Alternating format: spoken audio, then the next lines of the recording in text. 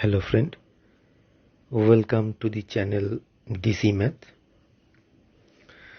In this channel I shall try to upload some videos about some basic concepts and definitions of some mathematical terms. Today we are going to discuss about the very basic concept of bijective mapping and one or two examples of bijective mapping. So let us proceed. A mapping F from A to B is said to be surjective or onto if FA is equal to B. The mapping is F from A to B, therefore A is the domain set and B is the codomain set, and FA is the image set of the mapping. We have discussed about the surjective and injective mappings in some previous videos. From those videos we have come to know that the mapping F from A to B is called surjective if F of A, that is the image set of the mapping F, and the codomain set B are equal, that is FA is equal to B. Also the mapping F from A to B is called injective if for any two arbitrary elements taken from the domain set A, say x1 and x2, where x1 is not equal to x2, implies that fx1 is not equal to fx2 in B. This should happen for any two arbitrary x1 and x2 taken from A. Then the mapping is called injective. Now we can say that the mapping F is bijective if F is injective as well as surjective. Now we have learned that if a mapping is injective, then each element of B has at most one pre-image in A. Also a mapping is surjective, the mapping F is surjective if each element taken from the codomain set B has at least one pre-image in the domain set A.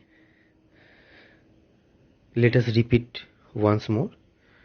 Mapping F from A to B is injective if any element taken from the codomain set B has at most one pre-image in A, and the mapping is surjective if each element in B has at least one pre-image in the set A. Therefore for the injective mapping, the term at most one pre-image is very important, and for the surjective mapping, the term at least one pre-image. Those two terms are very important for understanding the nature of the mappings called injective and surjective mapping respectively. Now we can say that a mapping is bijective if it is both injective and surjective.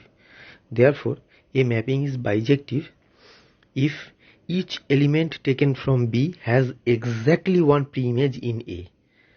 I repeat, each element in B has exactly one preimage. This term exactly one preimage in A is very much important to understand the very basic nature of bijective mapping.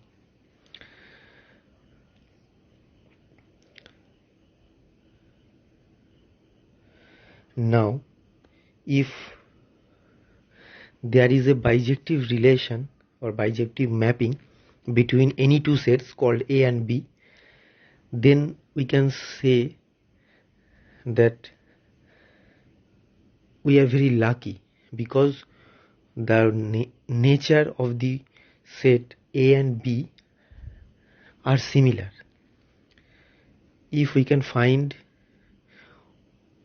any bijective mapping from any two sets called A and B,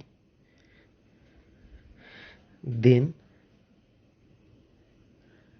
the bijective mapping becomes like a blessing.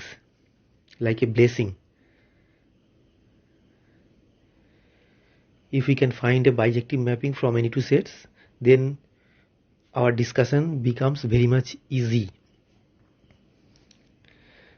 That we can say. Okay, let us consider an example. Let A is equal to B is equal to R, where R is the set of all real numbers. Let us consider the mapping f from A to B, defined by fx is equal to x plus 1, where x belongs to the domain set A, that is, x is any real number. Let us consider x1 and x2 from the domain set A, where x1 is not equal to x2. This implies x1 plus 1 is not equal to x2 plus 1, and this implies fx1 is not equal to fx2. And this is true for any two arbitrary elements x1 and x2 taken from A. Therefore, we can say that f is an injective mapping. Also, we can show that any element x taken from B has one preimage in A, which is x minus 1, which belongs to the real number set. Therefore, every element taken from B has a preimage in the set, in the domain set A. Therefore, we can say that f is surjective. Here, the mapping f from A to B, that is from R to R, is injective as well as surjective. Therefore, f is bijective. Okay.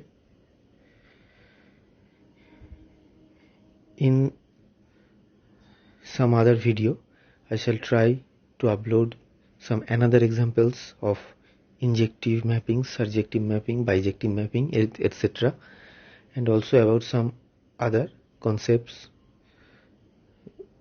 about some very basic concepts of mathematics in some next videos. If my video helps you in your study a little bit, please like the video and subscribe my channel. Thanks for watching.